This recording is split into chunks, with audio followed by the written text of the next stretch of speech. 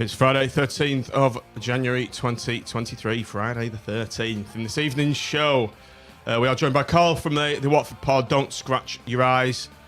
Carl's going to begin with us the lowdown on the Hornets and help us preview this weekend's action as the Seasiders travel to Vicarage Road. And I'm John Aspinall, and this is the Seasiders podcast match preview show, Watford versus Blackpool.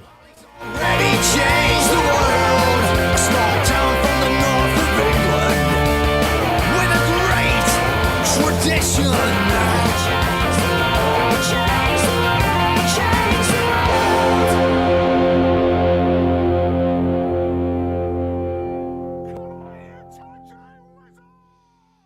Good evening, everybody. Welcome back to the Seasiders podcast on a Friday on a preview show. This is also going out onto Twitter Spaces for a bit of an experiment. So welcome everyone if you're listening on there. Welcome on the audio pod if you're listening on the audio. Tim's here. Also, we're waiting for Pete. Tim just scoffed your tea down. Bit unusual for us to doing a preview show, isn't it? But such is the kind of turnaround in optimism with these. The Renaissance, I think, was the expression used on the last pod, wasn't it? I only got in at 7 o'clock, so I'm sat here with the remnants of my tea to the side of me, which is, I'm going to leave now because I'm too professional to eat in front of the viewers and listeners. And the guest. And the guest, of course. You know, how rude. How rude. Welcome, Carl. Carl's from the Watford pod. Don't scratch your eyes. I did a bit for them yesterday on their audio pod, and Carl's kindly come on this evening. So welcome, Carl. How's it going? Yeah, thanks for having me. Yeah, very well. I would say I'm looking forward to tomorrow, but I'd be lying. I've got to be quite honest with you. We've got an international flavour. David Coleman is on. Not the David Coleman is on from San Antonio. Goo afternoon in San Antonio. It's a bit gooey over there. Goo afternoon to you as well. There's a song about that, but I'm not going to ruin the pod by singing it. Oh, go on, Tim. No. Right, we're just waiting for Pete to come, so let's just get cracking with Carl. So, right, Carl, we always open up with guests with a bit of a backstory. Why are you a Watford fan, and how long have you supported the Hornets for? Born and bred in Watford. Grew up literally around the corner from Vicarage Road, so it's always been in my blood. Seen some terrible things. Seen some good things, but a little bit like Blackpool, I guess. So similar club in many ways. It's had some terrible times and it's had some good times. So, but you can't pick who you support. I think it picks you. Well, it's good that you support your local team, because a lot of people from in and around the big cities take the glory option route, don't they? We've got all the Man United fans down here. They're all around. Seriously, us. They're all around us down here. Carl, they were all born within a mile of Stretford. Every time you speak to a Man United fan, wherever they're from, they were born in Manchester. And I'm thinking Manchester must have had a population the size of Beijing or somewhere. Yeah, I remember being at Old Trafford recently, last couple of seasons, and singing a song along the lines of "We'll see you on the motorway," because they're all travelling down with us. It's a joke. I saw a kid in Watford Town Centre just the other day wearing a Man City shirt. Disgusting behaviour. And so timing wise, were you growing up under the Graham Taylor era when they sort of came right up through the leagues? No. I mean, despite the greyness in my beard, thanks. It's only 27. Thanks for that, Tim. Yeah. Cheers, Pete. Yeah. No, I missed the first Graham Taylor era. I got the second time. When I started, it was Glenn Roeder era, which was terrible. My God, it was a dreadful time to be supporting your club. But for whatever reason, it just stuck. But yeah, then second time round, Graham Taylor.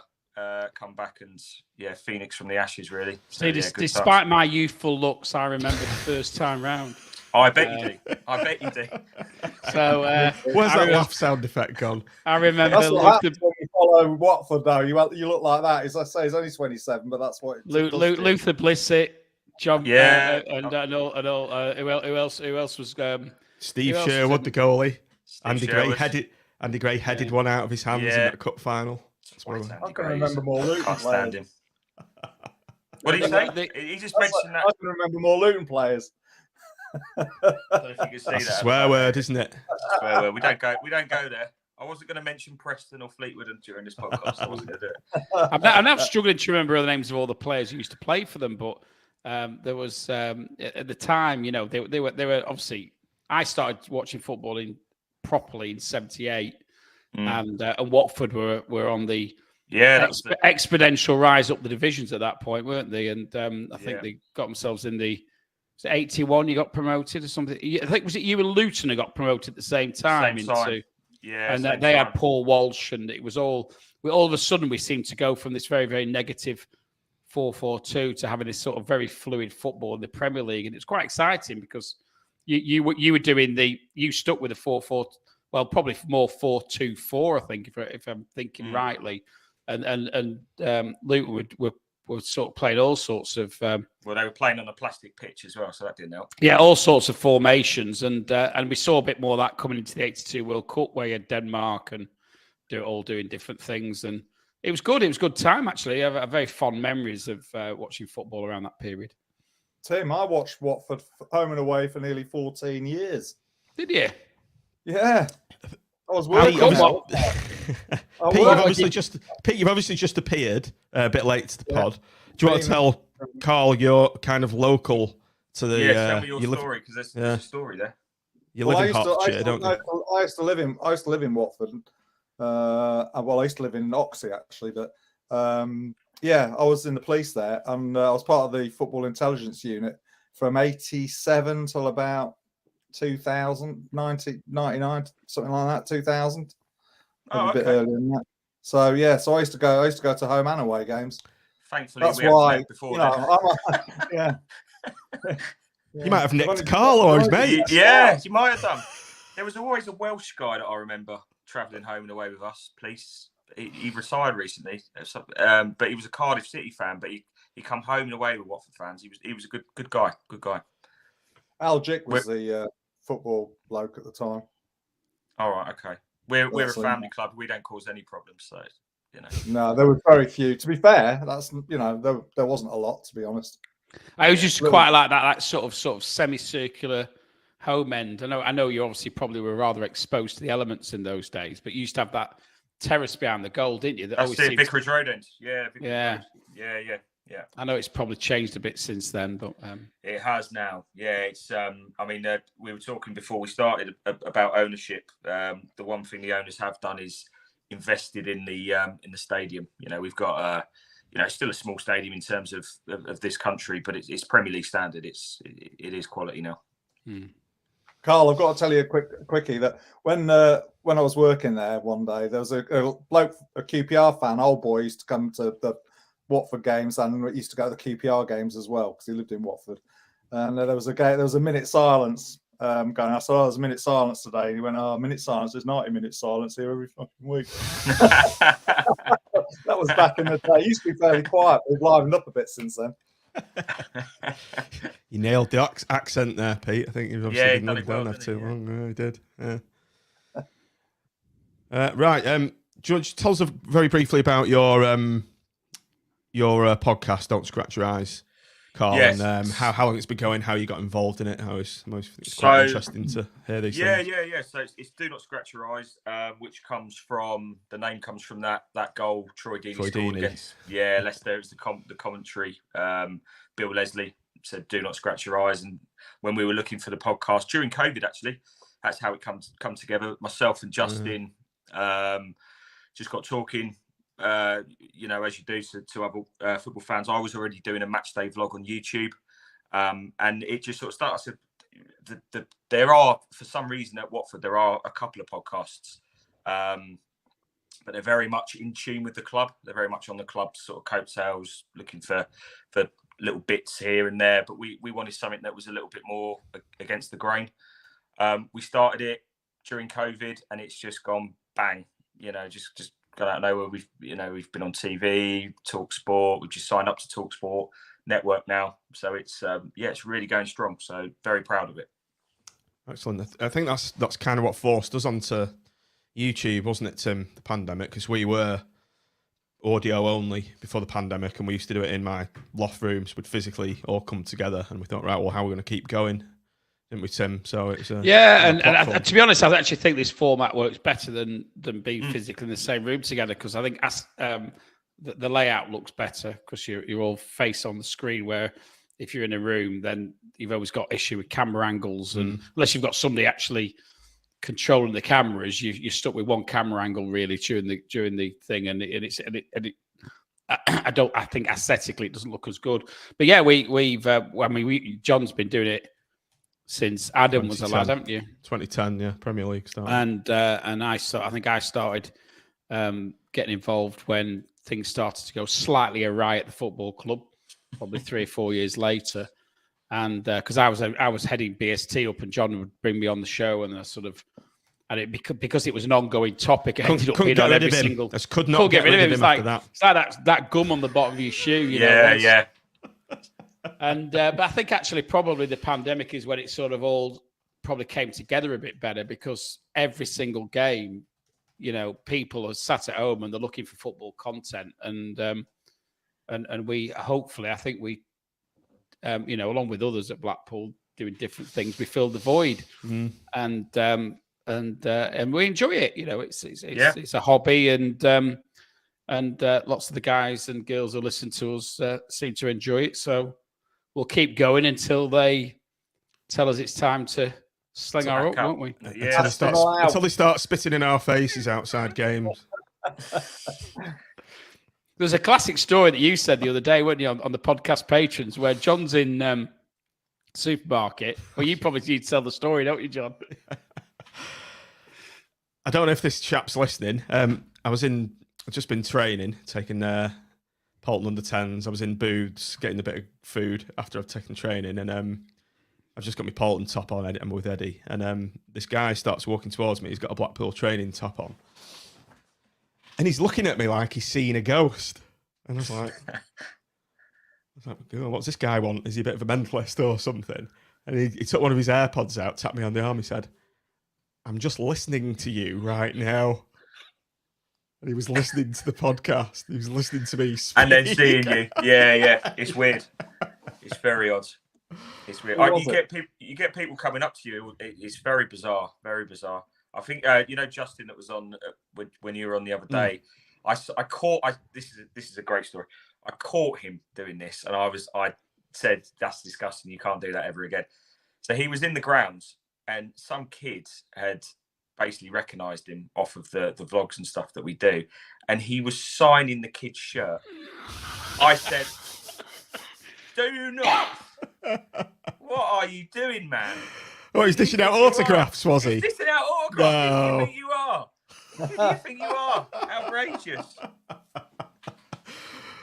To be fair, we get quite a few people. I mean, there isn't a game go by without somebody approaching me and just sort of saying thanks for doing what you do, and we love it, and Can you give us a shout out, whatever it might be. I think John, Nick, and plenty of the other guys. Obviously, Pete's a bit new, so he's not quite got that celebrity status that John, I, and a few others have got. Yeah, it's coming, Pete. It's coming. Yeah, it will be. It won't take long, Peter. Celebrity status. I'm actually going to a game tomorrow as well. I'm a bit of an armchairer now, because I'm so far away. Well, you see, you'll be the Seaside podcast representative. So yeah. There'll be the fans will be swarming around you, Pete. Swarming. Just make sure you got your pen. Make sure you got your quill dibs ready to sign a few shirts and stuff. I'm going to be doing an in-depth report, obviously for the next one. Good stuff. Right, let's get back on track, shall we? So, Carl, Blackpool, the reverse fixture at Bloomfield Road. I believe you went. The result was in our favour. And sort of how was your weekend in Blackpool? Did you enjoy yourself? The best part of the weekend was this. That was the best part of the weekend. For the audio pod, Carl has just put a "Kiss Me Quick" hat on his head. Put it back on just for this little segment. Get it back on. Yeah. I feel comfortable. Pratt with a hat. Yeah, that's it. Cheers. But the the weekend was much better than the football. Put it that way. We were awful. We were dog turd. I don't want to swear then. But yeah, we were terrible. I thought Blackpool done a right number on us. We do swear on here, by the way. You can say dog we shit. do. We can. Yeah. Oh, brilliant. The only thing we kind of outlaw is the C bomb. We draw the line there, and we had a 14-year-old Fleetwood fan come in and drop the C bomb completely out of the blue, didn't he? Nappers, if you're listening, it went down in folklore. I think he's a bit older than 14. He just looks 14. See, Leanne's just put that down there as well. And I bet she got a few of them hats. Just in Yeah, hope she has. Yeah, cheers, Leanne. Thank you. Those hats just scream Blackpool. Yeah, they do. They do. No, it was in terms of football, Blackpool was superb. I thought on the day we out muscled us, physicality all over the park. We just weren't ready for it. We scored it was a wonderful goal. Imran Loser free kick, which at that point when he dropped that in, I thought, do you know what, we probably go on and win here, but we just didn't settle all afternoon. So yeah, fair play to Blackpool. I think they deserved the win. I think the only bit that really bothered me, and I said this to you yesterday, John, when we spoke, was where the away fans have to exit and you have to go. Bearing in mind, I was wearing this in the ground. Were you wearing that for protection on the way out from all the missiles? To be fair, I was wearing it because I didn't want to leave it under my seat or anything like that. So yeah, it was on me on my head as I left, and you know, you get such a warm a warm exit. Goodbye as you leave. Yeah. So that sticks out in my mind quite a lot. You do have to run the gauntlet, don't you, if you decide to leave early? Yeah. I mean, I did. I think 5 minutes early we left, and then they send you right round the houses and round the back. But yeah, you do have to run the gauntlet. It was a strange one, but it was a good day, good weekend. It was a good weekend. Did you stay for the night, or was it just a... Yeah. We stayed over in some... I guess you could just describe it as a B&B. I don't know what the health inspector would say, but technically speaking, I think it was just somebody let us sleep in their front room, basically. Yeah, there's a few B&Bs out there that are a little bit choice accommodations, should we say? Yeah. They require some cosmetic updating. I think it's putting it mildly, isn't it? That's the one. I bet it wasn't 120 quid.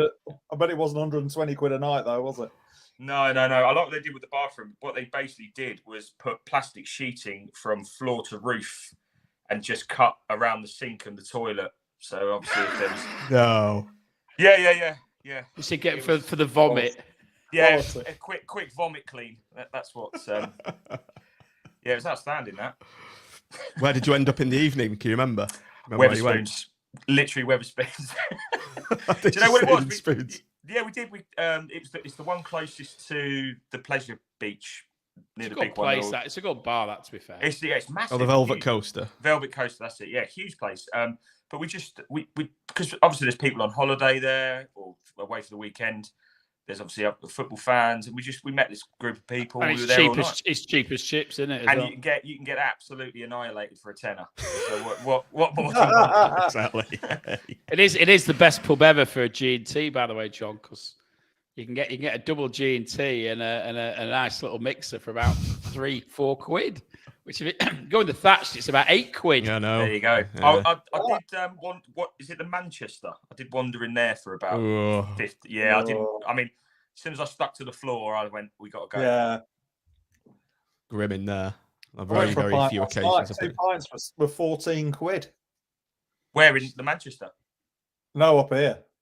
Down near Cambridge, just outside Cambridge. 2 pints for 14 quid. Jesus Christ. Bargain. I could get pissed for 140 quid. Yeah. GL. Yeah. So, for a multitude of reasons, that was a memorable game. Blackpool and Watford, Carl. Is there any other fixtures that stick in your memory between the two clubs over the years? Well, it'd be amiss of me not to mention this one. There's definitely the one at Vicarage Road. Lee Clark was in charge, where you were 2-0 up at half time. and then we went on to score 7 goals in the second half, which I know people that left at half time because it was so bad the first half, and they missed. It's one of those. It's not quite a folklore game, but you couldn't believe the guy I sit with was actually on holiday. He was in Lanzarote, and he texted me at half time going, "What a load of shit this is." He says, "I'm going out to get pissed." So off he went, and I'm trying to ring him and text him saying, "Quick, get back to a TV. You got to watch this. We've gone 3-2 up. You got to watch this." But yeah, no, he missed it. Bless him. Pete, Tim, any of the Watford Blackpool games that kind of stick in the memory? Not really. Yeah. Probably what for me is just a player. Actually, is Craig Cathcart, who was really rated as a player for us, and he's been a real stalwart for you, hasn't he? For probably nearly 10 years now. Yeah, absolutely. He's probably one of the best bits of business we've done, and he's so underrated in terms of his longevity and what he's given us. He's one of those players that when he goes, especially in the Premier League, he just doesn't quite cut the mustard. But in the Championship, he does the business. But we've played him everywhere. We've played him right back. We played him left back. He's been all over the place. But yeah, he's been a great servant for Watford. And he was one of those players that we got him from Man United, and we basically when the team was falling apart and the Oystons were intent on crash and burn, we just gave players away, and I think we basically Cathcart was given away. The other thing that, and this is Pete might remember this. The other thing I remember about Watford is that Sam Ellis, who was our manager from '83, the year we had to apply for re-election, he'd just taken over, and he was the first. It was the first promotion I ever saw in '85 was under him. He used to be Graham Taylor's assistant, so when he came to Blackpool, he introduced this, what was a novel concept at the time, which was an adaptation of. Have you heard of the Watford Wall? He's looking blank at me, so he hasn't. No. So basically, what you used to do at a free kick, you used to put a line of players in front of the opposition's wall, and then basically, I think the idea was that. Do you remember it, Pete? And we called it the. Oh. It ended up being. It was when like Stan McEwen used to take the free kicks or whatever. And he used to have this Blackpool Wall, we called it, but it was Sam Ellis adapting what Graham Taylor was doing. And they used to put a line of players in front of the opposition wall. And I can't remember now whether they used to like disperse just before the shot or what happened, but it was a Watford Blackpool thing that was going on. So bit of useless information. Ray Gregson will tell everybody that I'm not just talking complete and utter nonsense. I seem to be drawing blanks on here. I thought Matt was, but I remember football. I actually remember a game at Vicarage Road when Alan Gale scored in the last minute. And was it 4-3 or 3-2? 4-3. 4-3. Sure, it's 4-3. It was lashing it down. Yeah. And took off his top and spun it around like that when he scored. Did, and it was a cracking. Did he score a hat? He scored 2 goals anyway. But and we came away with that right at the death. I will never forget that game. It was absolutely brilliant. We've got a really bad record against you guys. We don't. You do now. You never used to. You used to absolutely muller us back in the day. I mean, in recent years, I've been to Bloomfield Road a few times. I can't remember us. I don't think I've actually seen a win there. So I should have read my tea leaves or something before I travelled last time. But it's just a difficult place to go and play football. It's a tight little ground, and they're a noisy bunch up there. So fair play to them. You owns TV, I guess that's a Watford channel. That's Peter. Okay, he's just said we called it the exploding wall. There you go, Tim. So there you go. So I'm not completely going gaga when I remember that. To be fair, Peter he's our stat man. There isn't much that Peter doesn't know in terms of Watford past. I'm the future. He's the past. I feel like me and you, Tim. Yeah, exactly. Yeah. I've got a limited shelf life. So let's talk about the future then, in terms of managers. Moving to Slaven Bilic. Obviously, he's your manager this month. This month, yeah.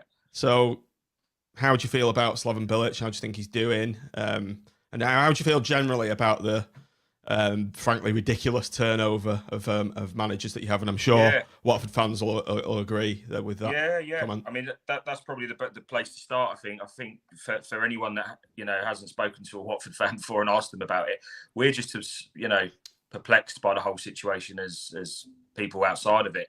You want your club to build around someone, whether that be players or managers, to develop a culture, to develop, Graham Taylor, who was the pinnacle for Watford, best manager we've ever had. He brought something different to the club. He brought an idea and turned it into something fantastic. Under this current ownership, that can't happen because they see managers or coaches, they don't even call them managers, as expendable. No. They get to a certain level, they give them, whether that be a promotion or whatever. And they have a very short shelf life in terms of trying to turn things around. I think the ownership have made a lot of mistakes in terms of appointments, bringing people in. Roy Hodgson sticks out for one. What a fucking... I even forgot he was manager. Yeah. What a fucking dreadful bit of business that was. He should have been at Garden Centre having 10 years ago. At least 10 years ago. With his feet up, he should not have been in the dugout. Claudio Ranieri, exactly the same. He should have been in a nice bit of Italy with his feet up. It just, bonkers.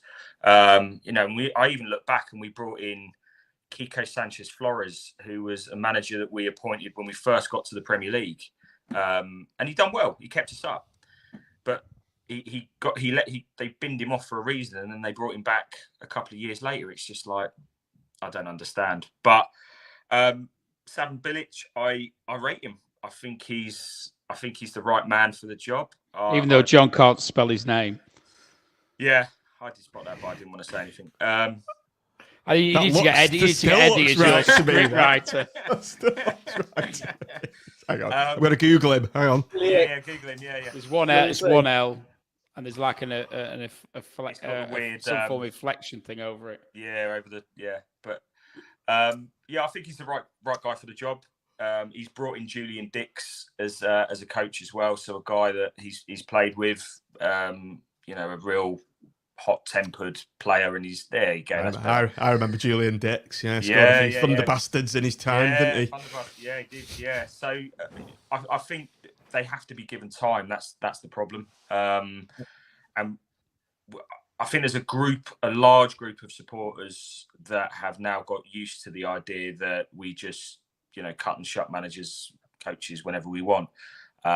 It's not something I agree with. I just want to get behind someone, and I'm hoping that they actually, whether we go up or not, which I don't think we will, even if we do go up, we'll get battered because we just haven't got the players.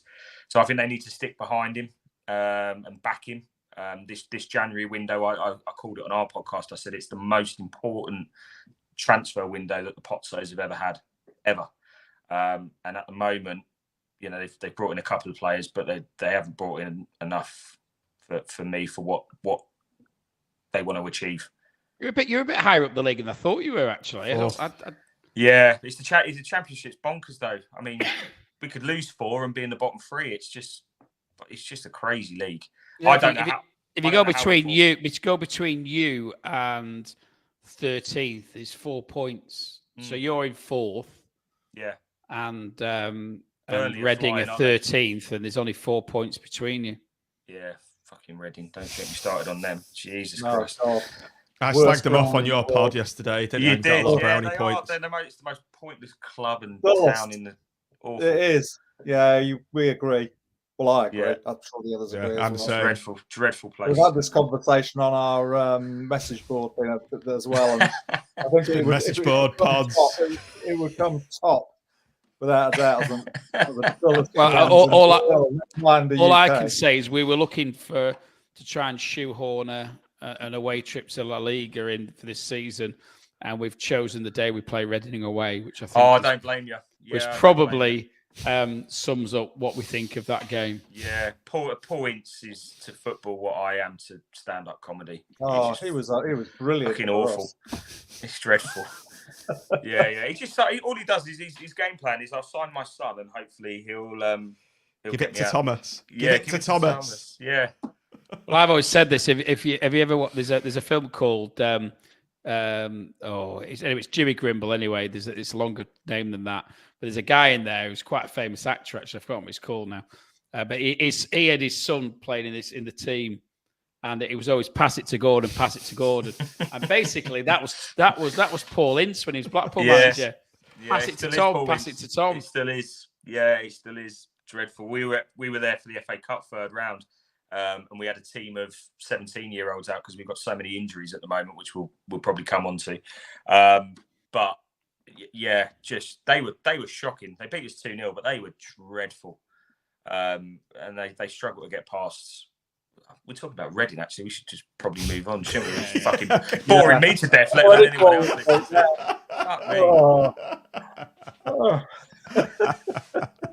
it. Okay, this might give you a giggle. You obviously spoke briefly about your owners and Slaven Bilic and the turnover of managers. If you look at the screen there, the banner I've put are Watford owners giving you the blues. Now, can you see what I've done there? I like what you've done there. I like what you've done. A bit of Elton John in there as well. Yeah. Well done. Yeah. Just before you answer the question, is Elton John still involved in any capacity, or does he still go to games? He still goes. Yeah, he's lifetime president.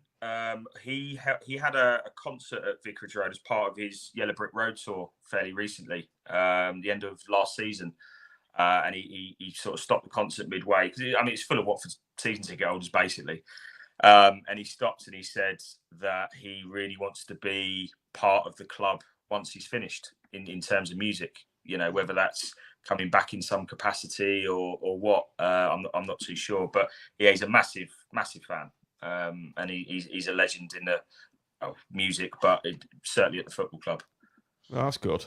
Yeah, it's good that he doesn't put his hand in his pocket anymore, but he did when we needed him back in the day, did. which obviously we were talking about during that time with Graham Taylor. And it could have been so different. We were touted with all sorts of, Bobby Moore as manager and very, very, very weird stuff back then. So your current owners, are they giving you the blues in any way? I know we touched on this briefly yesterday. Are you generally happy, or are you just unhappy the way they turn over the head coach position? They're giving me angina. The owners, or piles, one of the I can't make up which one it is. It's you know what? Look, I'll say this. All credit to the Potsos for what they've done. And there's a bit of a backstory which I'll give you a brief thing in a second, because I know you guys were telling me about your mental owners. You did yesterday when you were on the pod, but there's a little bit of crossover where some of the stuff that you were saying in terms of our ownership, and it's not what they've done or what they're doing, it's the manner in which they're going about it. The managers is just very much the top of the mountain, really. There's so much going on underneath them. It's becoming a massive problem at the club in terms of what the owners are doing. There's a who are they, Carl? Sorry, who are the owners? They're called the Potsos. So they own Udinese in Italy as well, and they used to own Granada. Their backstory has always been a little bit dodgy. Is probably the best way to put it. There's always been rumours about Italian football, money laundering, so forth, blah blah blah, but never directly involved. They've linked up with a guy called Mogi Bayat, who is a football agent that basically tromps around northern France and Belgium, picking up players for next to nothing and selling them on for huge profits.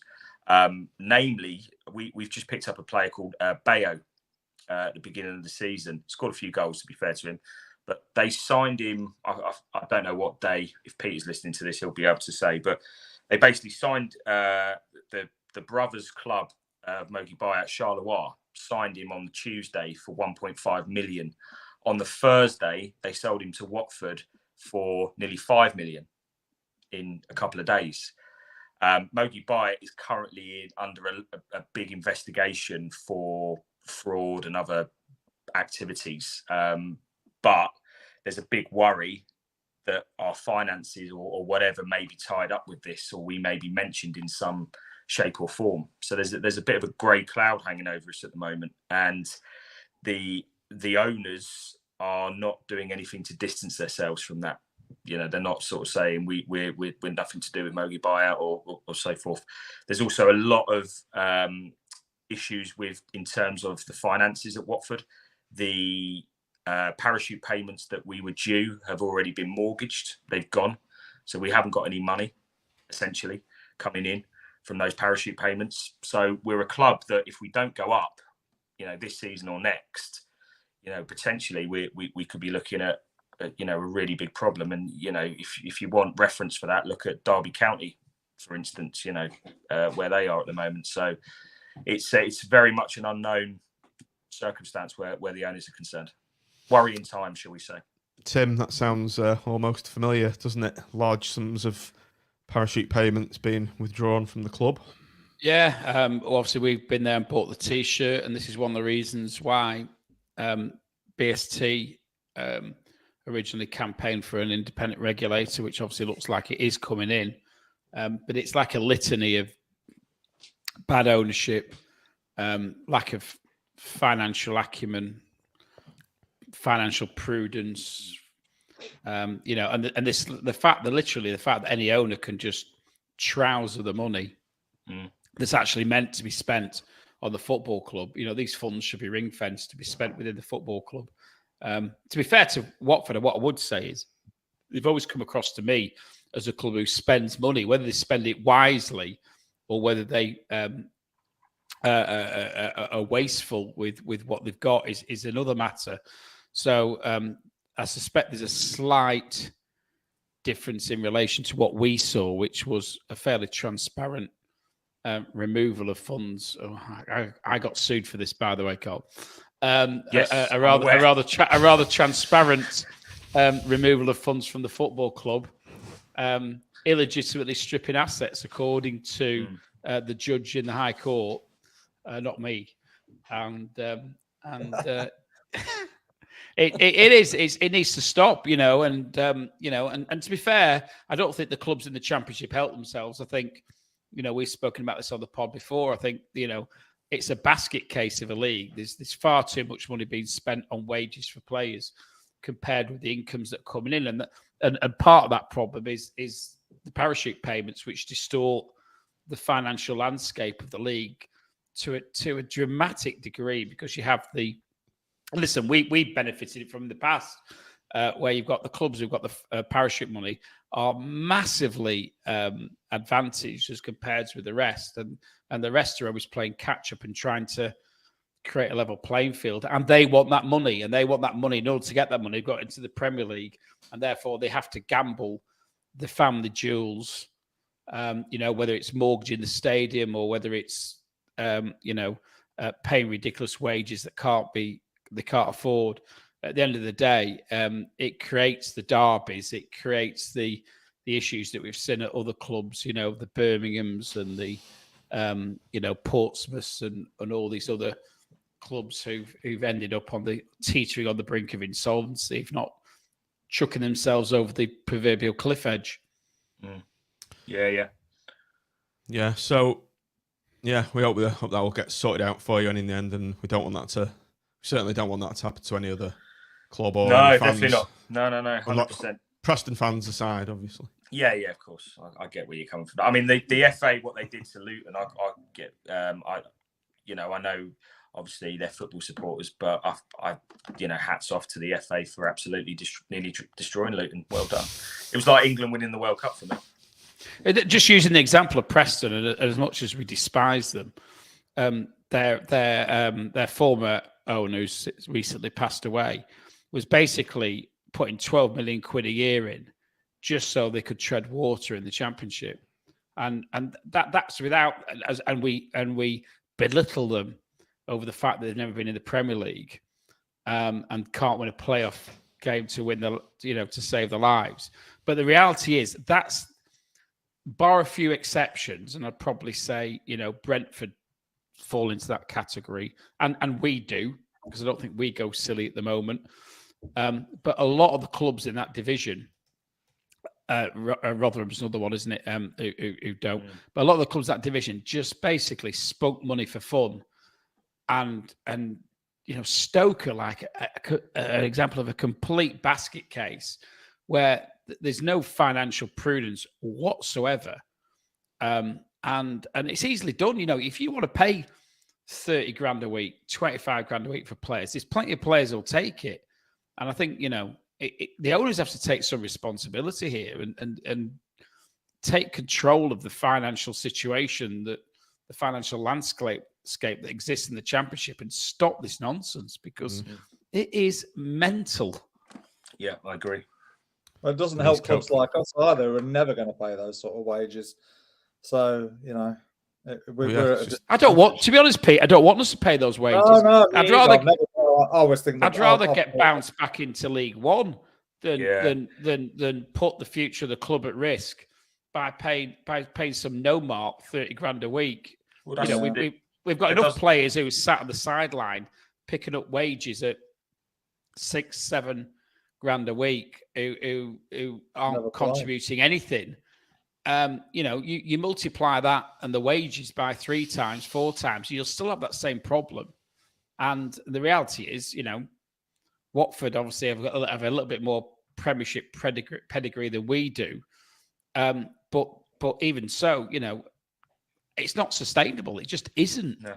And the sooner the regulator gets hold of it, and the sooner the regulator stops it, the better for me. I mean, and there is going to be legislation, and part of that will be to distribute the Premier League money in a more equitable way, because it's the distortion. If you've got 6-8 teams, you've got 3 times the revenue of everybody else.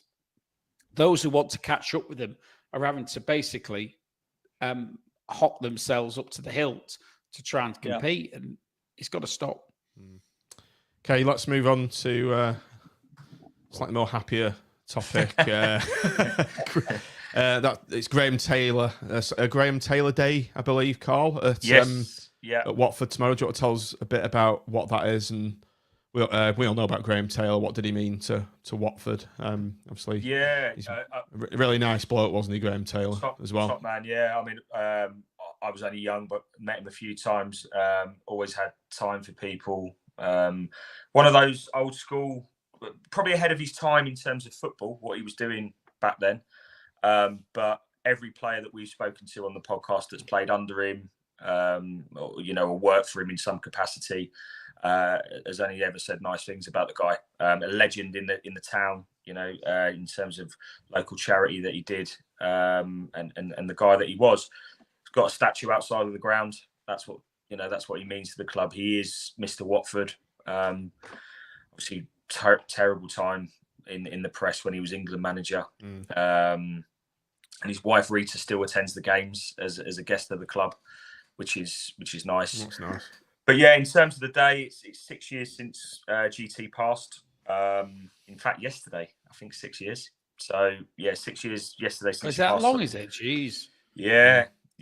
So there's always one day a season that we mark as the Graham Taylor Day, and it's just a bit of a remembrance day kind of thing. But we'll probably do something on the day. There'll be during the game. It's normally a minute's applause from the whole stadium. I think it's around the 56 minute. I think I might have that wrong. Actually, what's the relevance of that number? That was the I think year of his birth. Yeah, year of his birth. I'm sure it is. Yeah. Now he must be older than that, surely. Yeah, he must be older than that. Yeah, it must be. Yeah, I can't. Maybe I've got that wrong. But anyway, at least this isn't live or going out or anything like that. That's the main thing. But yeah. Anyway, at least he never said that he didn't like tangerine. Yeah, did he? That's true. He said it didn't like orange was his favourite. Do you remember the advert he did? Was it the Yellow Pages? Yellow Pages with the Terry Venables. That's right, yeah. Yeah, they sent him a cake, didn't they, with his head in the lion's mouth. Within the lion, yeah.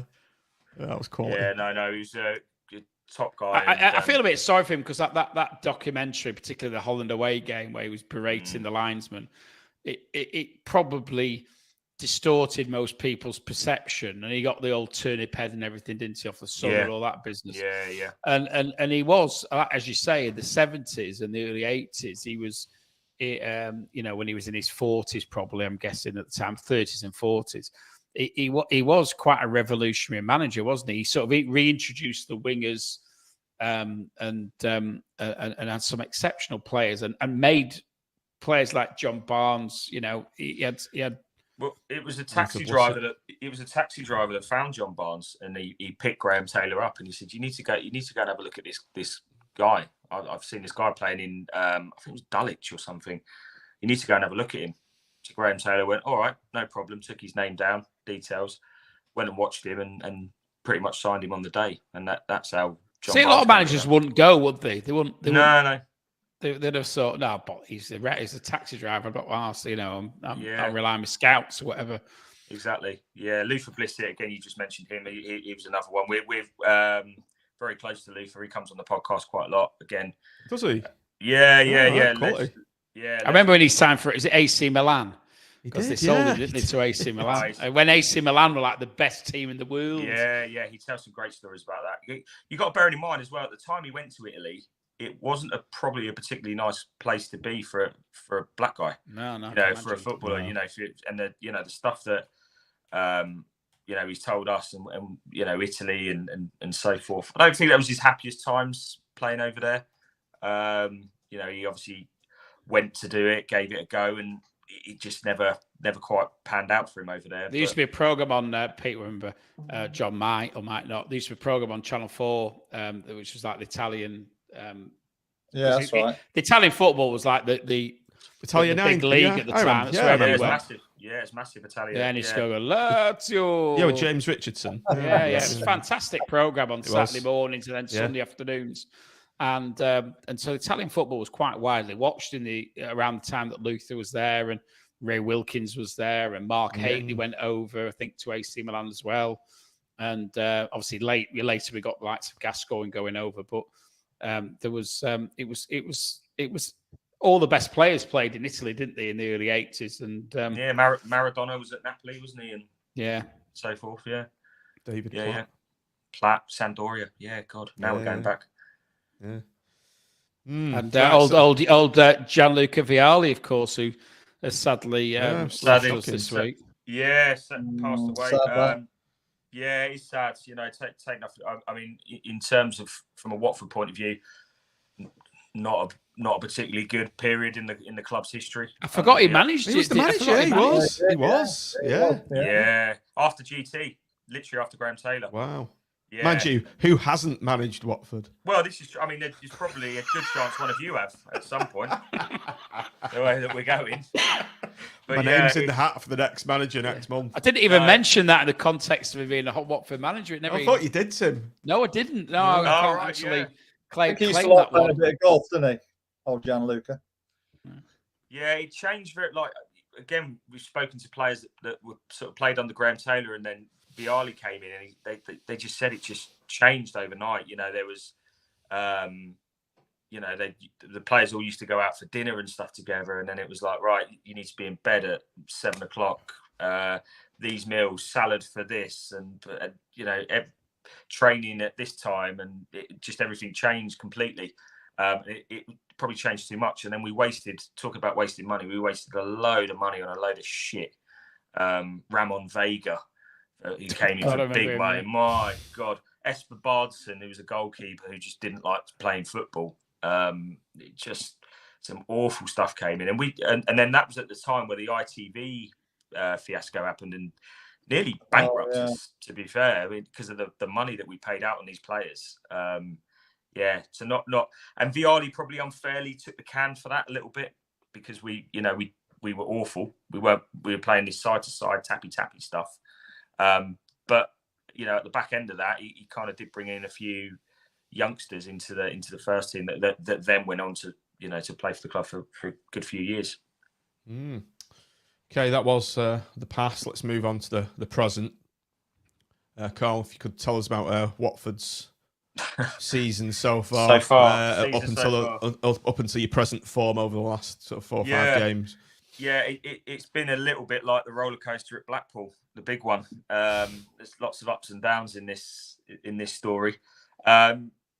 Just can't really get a run of games together. You know, consistency is a big word that's missing at Watford. Oh, he's at his dinner again. Is he eating again? I heard the plate go. Yeah, he was trying to sneak. He was trying to sneak it in because you're not on screen, but we can still out. He's muted now. Yeah. That's it. I missed that. Is that Tim? Caught him. Yeah, he was eating his tea. Apologies. Before he came on. Bless him. You can always hear caviar being pushed around the plate, can't you? Wash down with champagne. Yeah. Foie gras, please. Foie gras with a large G&T by the looks of it. Yeah. No, it's been such an up and down season. So you went 8 games and 1 defeat and 4 wins out of 8. I'm just looking on your stats now. So you had a very good start, didn't you? Yeah, good start. But you know, it really did. It probably fell off more under Bilic than it did anywhere else. But I think that was because there were so many changes being made. You know, he tried to revamp everything, and we've just never really got going. You know, when you think you're going to go to, and I'll use you guys as an example. You know, when we turned up at Blackpool, we weren't in the worst form. So you're thinking Blackpool away, we should do all right there, and just didn't turn up. You know, we've got players that just don't look interested, honestly and truthfully. As it stands at the moment, we've got probably the worst injury crisis we've ever had at the club. I think if I'm right, it's about 16 or 17 squad players that are currently out injured, out of the 25-man squad. So I was going to ask you about that. Yeah, so you've segued yourself on there. So we are in dire straits, and it just doesn't look like getting any better at the moment. I feel like we're on a little bit of a downward turn at the moment, in terms of our season. We're turning. You know, we'll go to Norwich and beat Norwich, who I know again are in a bit of a struggle, and then you go, right, okay, Millwall away. Yeah, we should be able to compete with them, and they do us 3-0. Didn't see that coming. Yeah, 2-0 to Reading as well. That was FA Cup. That was in the FA Cup. Yeah, we beat Reading at home. Vicarage Road is the key to our season, trying to make that a fortress, and it hasn't been really this season. Early games were, you know, we beat Burnley this season, beat Sheffield United. So, you know, it's a tough place to go, but just probably the last 3 or 4 weeks, you know, after the World Cup, we just haven't got going again. So, of your current squad of players that you do have available, who's likely to cause us some problems tomorrow? I know Yo Pedro's out, isn't he? He's your top scorer. He's injured.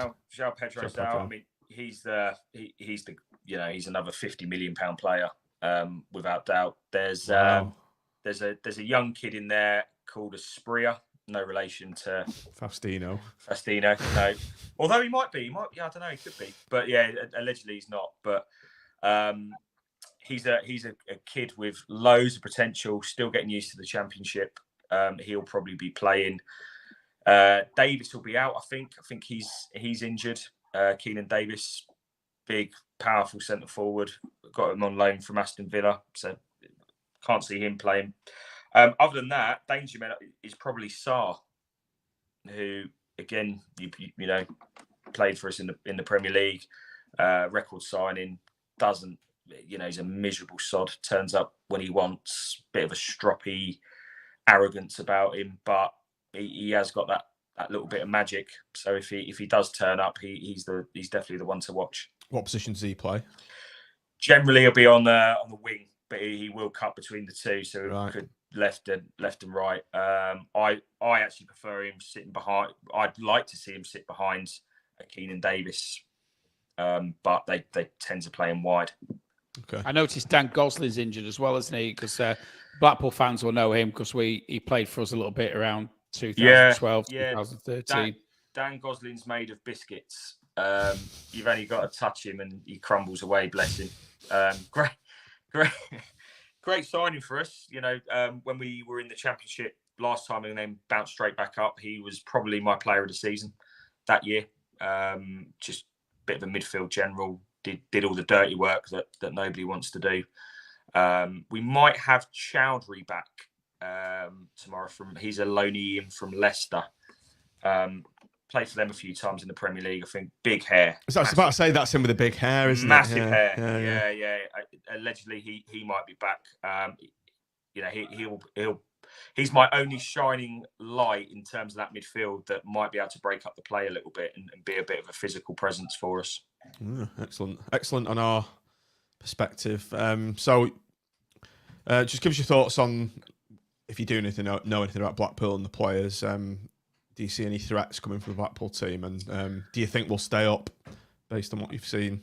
That's a tough one. Yeah, I think your home form is key to survival. I said it a bit ago that that's a tough place to go and play football, especially when the Blackpool fans are behind them.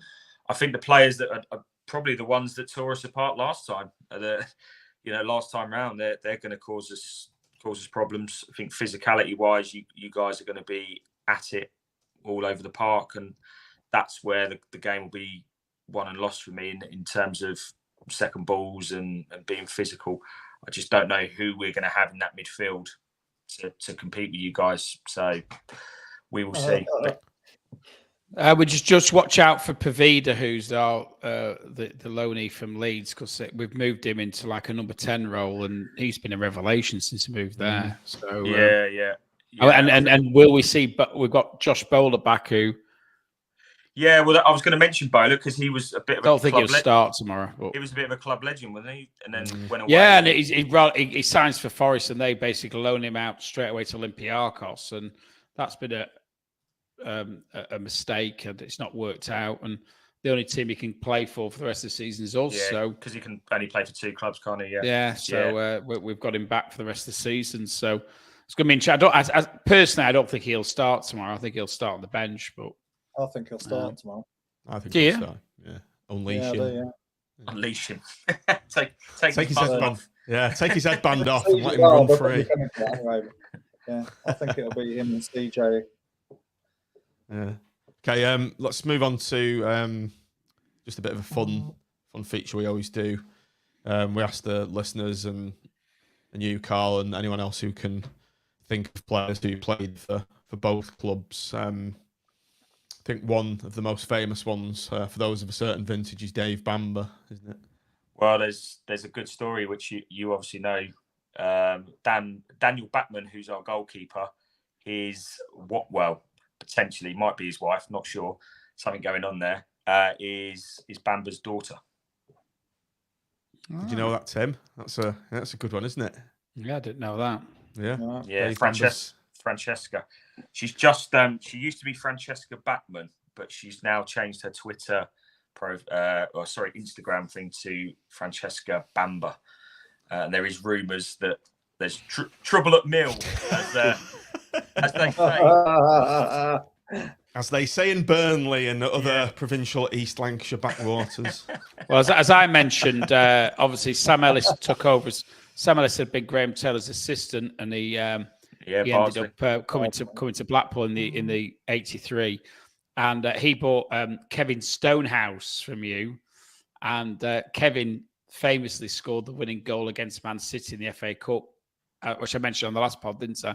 In 1983, when we beat him 2-1 in the third round. So that's an older Watford link, and there's more obviously as others have alluded to in the comments. There is a random one, and I did double check this. Nyron Nosworthy. I think he only played about 5 games for you guys, centre back, but he played for both. Yeah. Keith Mercer. Yeah, I know Keith well. Keith's a legend, by the way. Do you? Do you know Keith Mercer? He's not. I think it was Keith Mercer I was thinking about, not Kevin Stonehouse. Yeah, Keith's not very well though. Bless him. But he's a legend. Keith, love Keith. Hammer Bouatsa. Bouatsa. Yeah, he was good for us. He was good for us. He was under AD Buford. He scored one of the best goals I've ever seen in an FA Cup semi-final against Man United at Villa Park. Absolutely, like over his head, past De Gea. Brilliant goal. He scored an absolute screamer for us. He was like almost on the byline, wasn't he? Rifled it in from a ridiculous angle somehow. Yeah, he seemed to have a bit of an attitude problem because he came in and played really well, but then Holloway seemed to discard him eventually, didn't he? He was he was famously one of the players who was bought with that fund that Valeri Bellicon set up that bought Charlie Adam. What was the right back called? Neil Eardley. And it paid his wages when he was on loan with us as well. Oh, good one again. Danny Shittu. Big Dan Shittu. Oh, yeah, I was just thinking about it. Yeah, good player he was for us. Yeah, great player. Just used to stand there, didn't he? People couldn't get around him. It was massive. Yeah, I don't think Ray used to mention David Barsley. Of course, he played for England as well. Not when he was with us, but he started off with us as a young kid. Joined us quite a bit of time.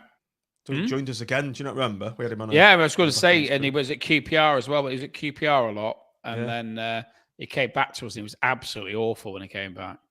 Wasn't he responsible for the goal against Reading, when there was an injury? And they can't remember now. No, I might be Alex Dyer. Alex Dyer. Yeah, bloody hell. That's a shout. Yeah. Wow. Alex Dyer was quality at Blackpool. Quality. He was, but he never really. Yeah, he was, but he wasn't. He was. Really... Put in the context of where we were at the time. Yeah, Alex Dyer, great player for us, and I have very fond memories of him. Yeah. I'm very sorry, Keith Mercer, by the way, by saying you were Kevin Stonehouse. Yeah, I'll tell Keith that. Yeah, that is a faux pas. Yeah, he's very well thought of, Keith Mercer, wasn't he? Yeah, it was Keith Mercer who scored the winner against Man City, not Kevin Stonehouse. It was. Yeah, I've got that famous cup game, wasn't it? Oh, it was mental. One of my first ever games. That. Well, I said that's the biggest crowd I've seen at Bloomfield Road till we played Fulham in the Premier League. Yeah. Right, Carl, we've been at it almost an hour, so we'll wrap things up now. Cliched thing to do on all these podcasts, isn't it? When you have your guests in, you go around the room and give match predictions. So let's start with you, Carl. What's your score prediction? Yeah, thank you. Well, I think based on our team selection, which could be anything, honestly, there's a chance I might get a game tomorrow. We've got that many players on the injury list. There's a hospital next door, luckily. So I'll be honest, I can only see a Blackpool win. I think Blackpool, you're playing us at just the right time. So I'm going to go with Watford 0, Blackpool 2. Tim?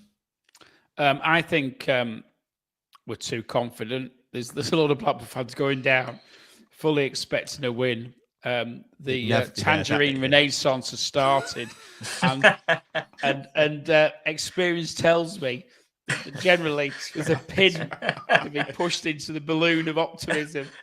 So whenever we have expectation, we never win. He's right. I'm going 3-0 Watford. Oh, fair play. I like it. Fair play. Bring it back, Pete. Bring it back. Come on. Go for a draw, Pete. Yeah. We'll let a goal in. We seem to always let a goal in. But I think we'll score 3, so I think we're going to win 3-1 tomorrow. I'm pretty confident tomorrow. 3-1. I'm going to mirror Steve Hutchin in the chat 2-1. I've got a reasonably good feeling as well. But Tim is right. Whenever we go with expectations, we never win. We'll probably be 2 up at half time. And what happens then?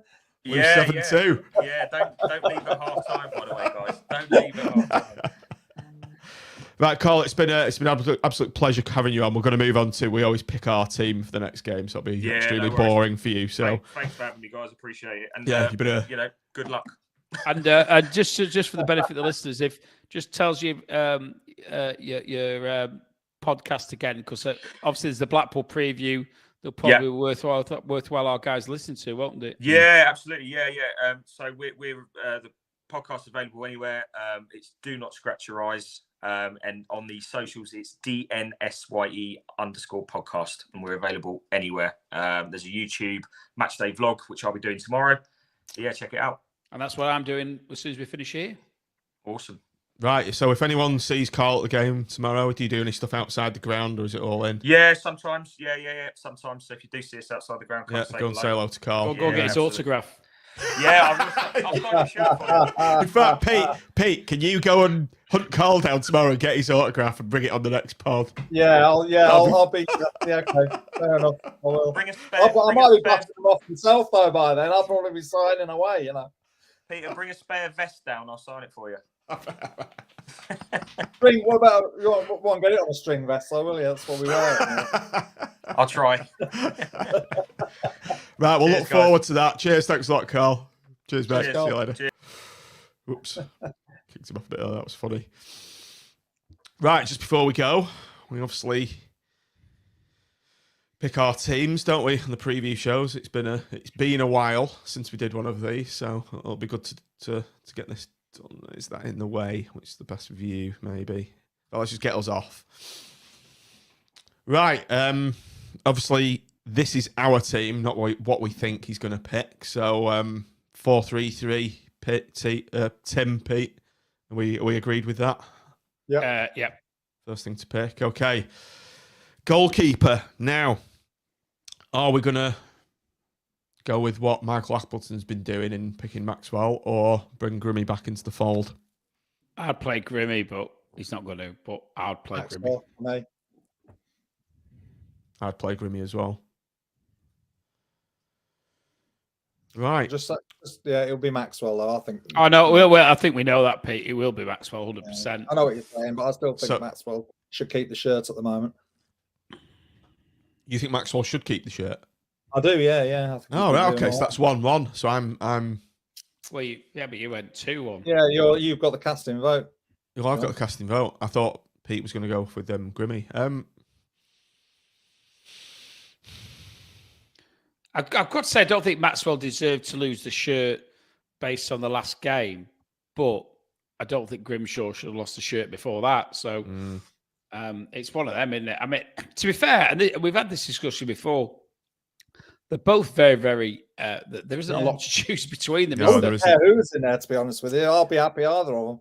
Yeah. And genuinely, I would be, but I still think Grimshaw should never have lost the shirt, and that's why he should have it. But there we go. What do you think, listeners? Grimmy or Maxwell? Do you know what? I'm going to put Maxwell in as well because he's got his organisational abilities as well. And he's got the shirt at the moment, hasn't he? Yeah. So I voted for Maxwell, so that's 2-1 there. Right back, Tim. Now I would, for reasons that I'll go on to explain, I would actually stick with Andy Lyons. Again, I don't think Appleton's going to do it, but that's what I would do. Actually, Shane Benjamin has just made a very good point there. Yeah, well, I do think that number 10. I think 10. that number 10 will be a little bit deeper. So I think whether you can show it looking like that, I think if we look at the 10, I think it will be more. Yeah, it will be more like that. Let's pick that then. Right back then. Well, I would go Andy Lyons. I think he'll play Connolly there. That said, Connolly's suspended, isn't he? No, he wasn't. Was He it last suspended game? for the cup game. Oh, is it just one game? Yeah. Who would you pick though, Tim? I would pick Andy Lyons. I'm picking Connolly as well. Okay, well, pick don't jump Andy the gun Lyons. there. No. Pete. I'm Pete. on the same hymn sheet as Tim. I think I'll probably play Andy Lyons as well. As would I. I think he'll go Connolly. As would I. He gets the shirt. Left back, Tim. I would stick with Husband. Yeah, absolutely. Agreed. Likewise. He has got the option just to make. He has got the option of playing Lyons at left back and bring a Husband inside, but I don't think he will do. Again, it's an option for him if he wants to play Lyons and Connolly at right back. Pete, I think the centre half partnership picks itself. Arteta and Thornley. Yeah, Marvin Thornley. Yeah, agreed. I think I don't know what's going to happen with Thornley. It's the one signing I'd like to see happen this window. So we'd be mental if we let him go. He's such a good player. He really is. He was fantastic last week against Forest. Anyway.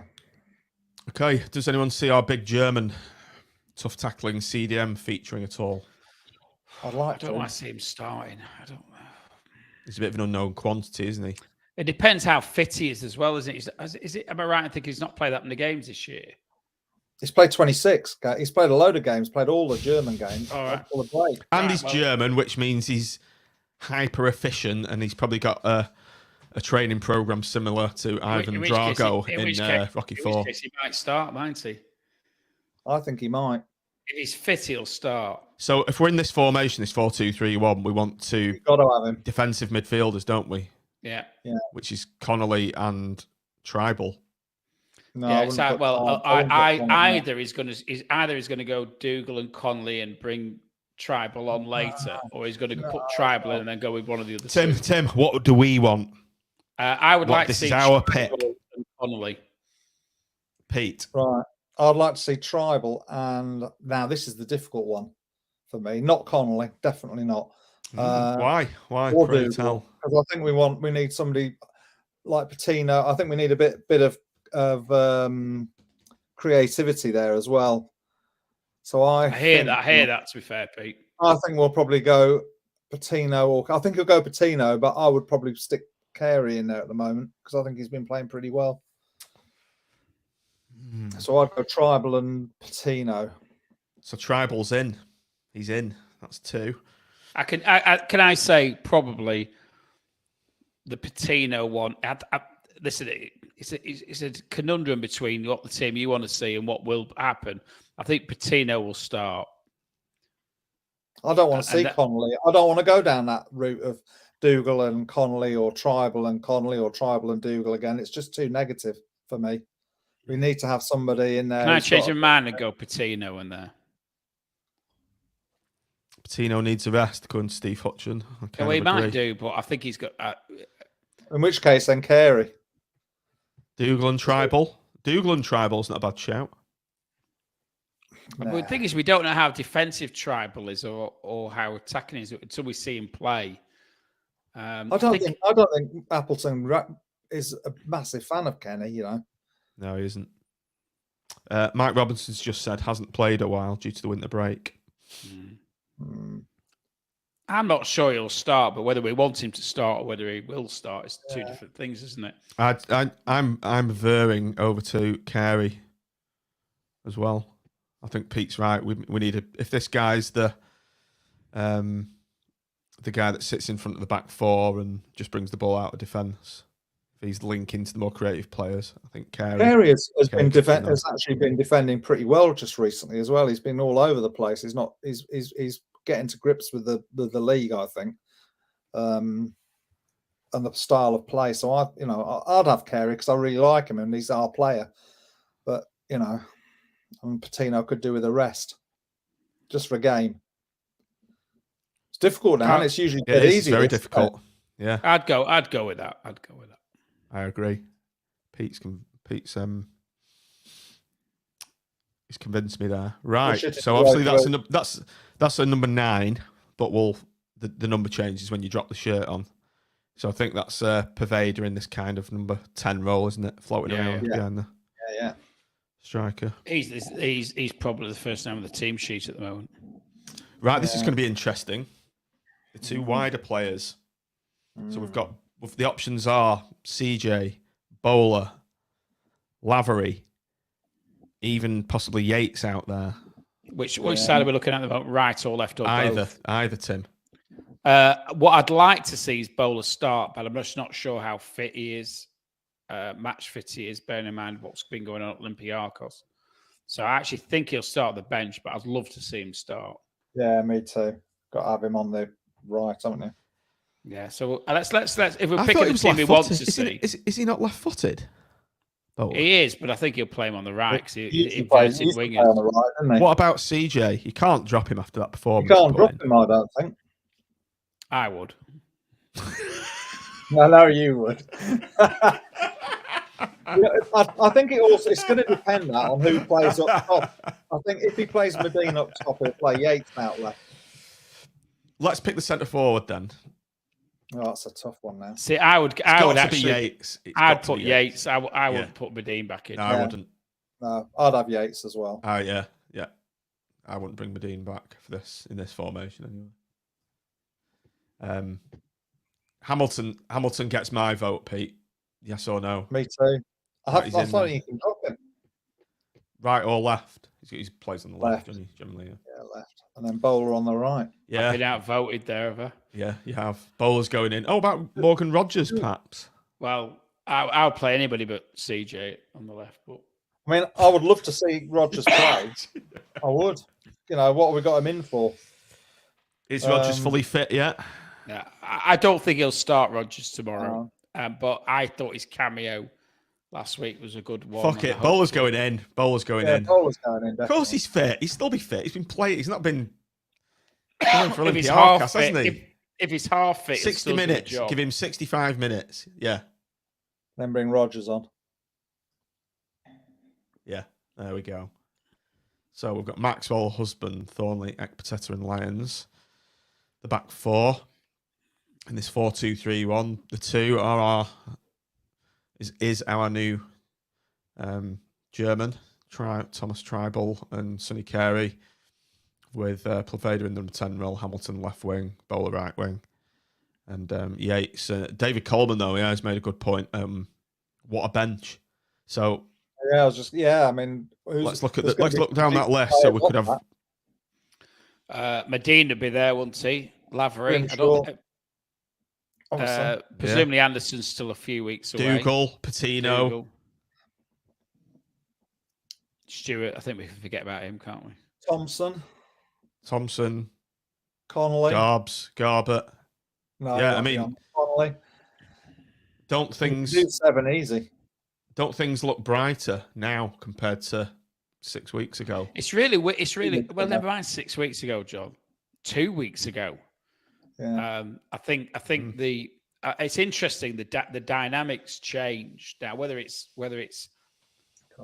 false belief or whether it's realistic remains to be seen. But we've gone from this very much of a doom and gloom in the build up to Christmas, and listen, the performances through Christmas for me, even though we got 2 points out of 9, were pretty good, and you could see the shoots of positivity there.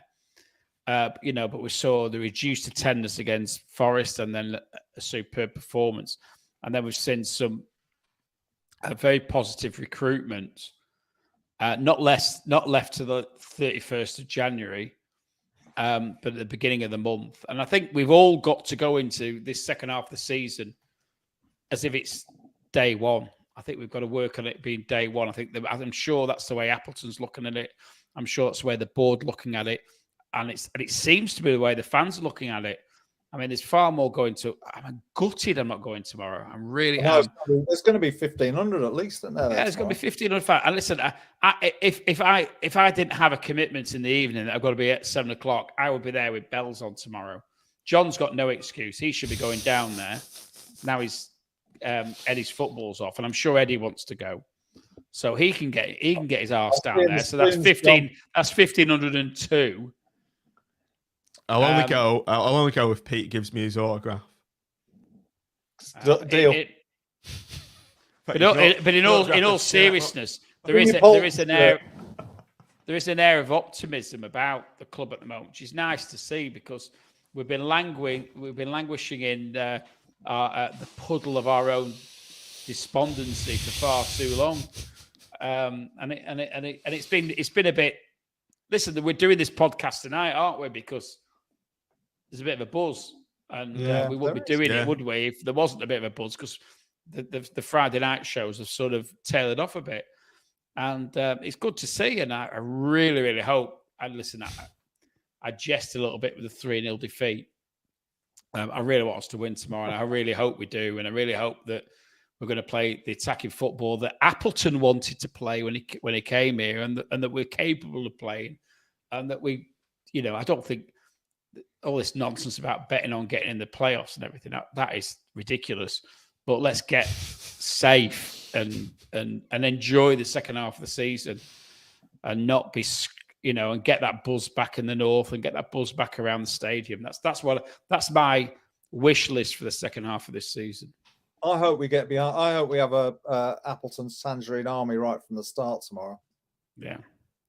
I'd like. That's to what we hear need. that. Raise the positivity right from the outset. We all need to be on the same page, don't we? And I think actually, listen, and tomorrow's result is quite pivotal, because if we get a good result tomorrow and a good performance, then it carries forward to we've got Huddersfield next home game. Obviously, we can. Yeah, massive.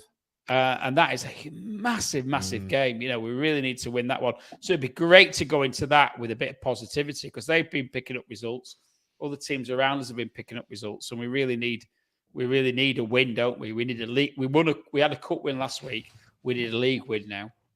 Yeah. Do you think we're going to bring anyone else in? I think we are. Yeah. One more maybe. I think we might get a centre back. That'd be where I think we might go, or if my view that we might still sell Jerry a forward. That'll be a disaster if we do that. I think that would send a very negative message when there's an air of positivity. So I hope it doesn't happen. Right, here's positivity for you. I think, and I've said this on a AVFTT as well, I think that we will, if Forest stay up, we will get Pervader and Bowler for next season. On loans or perm? Perms. That's positivity for you. That is positivity for you. You got a spare 50 grand a week. Yeah, if you're listening, Simon, I know that that's what you want to do. So. Oh, and if Gary Medine, if you're listening as well, I'm really sorry about Matt and his new love. So if you want me to have a word with him, then I'm more than happy to, Gary. It would be. It's it'd be like what do you call it? I forgot the bloody name of the bloody program now. After I was about to say it, I was about to come out with a stonker there, but it will be the end of a very, very long term and lovely relationship, won't it? When that romance between Gary and Mitch breaks up. By Jan Pervader. It's got heartache all over it. A brief encounter was what I was thinking about, because he obviously he's up Lancaster way as well, isn't he, Mitch? It's like Carnforth train station. Him and Medine in the cafe there. Right, on that note, I think we'll start playing the outro music, the outro background. Just before you head off, if you're watching this stream on YouTube, like the video and subscribe to the channel. I was looking into our stats the other day, and of all the viewers that we do get, less than 40% subscribe to it. So hit the subscription button and get the notification bell. Why wouldn't you subscribe? Oh, exactly. It's better not to. I might even give you an autograph if you subscribe. Or get Pete's up. Pete's most certainly. Yeah. Get yourself to Watford tomorrow and take your permanent marker pen and get your shirt signed. Right. Next legend. Right, everybody, thanks for watching us. Thanks for your comments. Thanks to Carl for coming on. All I meant to be said is thanks for watching, thanks for downloading. And come on the pool! Up the pool against Watford. On the pool. Come on the pool!